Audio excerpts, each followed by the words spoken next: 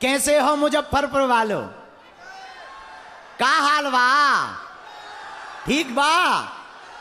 अच्छा, बागेश्वर धाम आए हो? अब कब आओगे? जल्दी आना। हाँ, बागेश्वर धाम कौन कौन आने वाला है? हाथ उठाओ।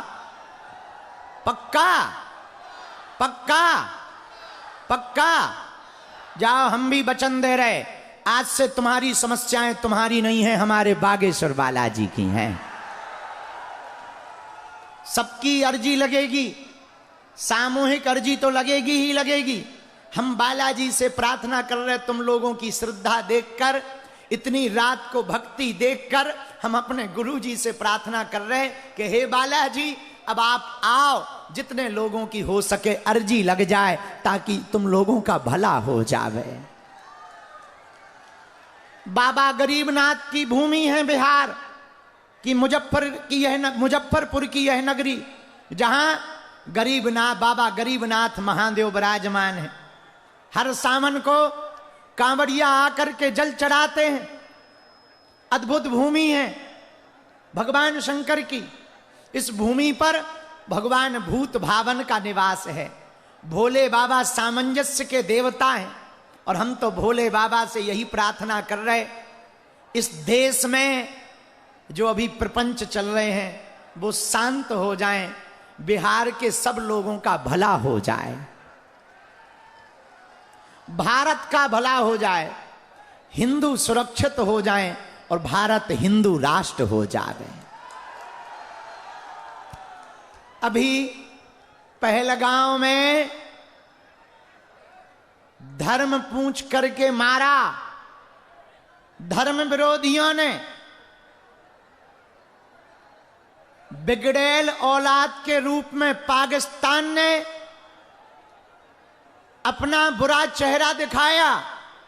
लेकिन अब ये 1971 का भारत नहीं बचा, 1965 का भारत नहीं है, ये 2025 का भारत है। घर में घुस करके मारा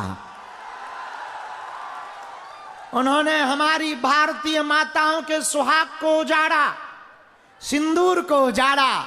हमें गर्व है भारत की आर्मी पर, भारत की सेना पर। हमारी भारत की सेना ने उनके घर में घुसकर ऑपरेशन सिंदूर के तहत मारा। और हम तो एक दिन बड़ा हंस रहे थे जब मिसाइलें छूट रही थी पाकिस्तान पे। हमने कहा बताओ, जब सिंदूर, अभी सिंदूर तो झांकी है, हल्दी मेहंदी बाकी है। आओ, जब सिंदूर इतना खतरनाक है कि कहां बम घल रहे पता ही नहीं चल रहा पाकिस्तान वालों को, है 9 जगह उड़ गए। तो जब बताओ सिंदूर में ये खतरा है तो मंगलसूत्र हल्दी में क्या होगा?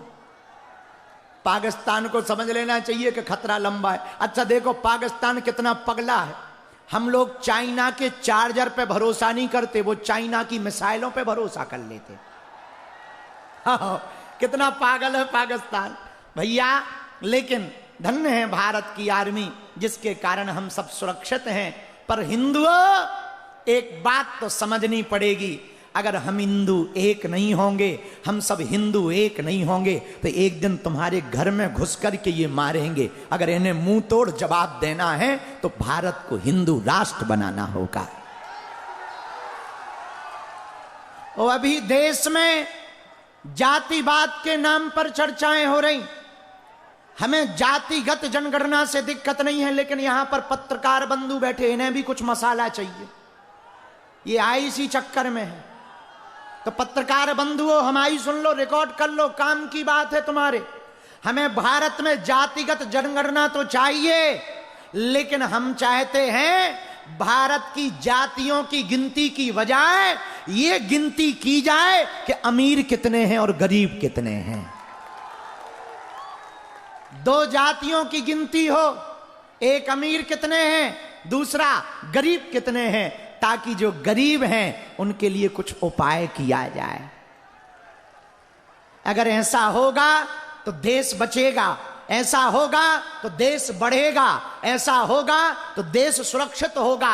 अगर ऐसा होगा गरीब का भला होगा, गरीब का भला होगा तो क्षेत्र का विकास होगा, क्षेत्र का विकास होगा तो प्रदेश का विकास होगा, प्रदेश का विकास होगा तो देश का विकास होगा, और देश का विकास होगा तो भारत विश्व गुरु होगा।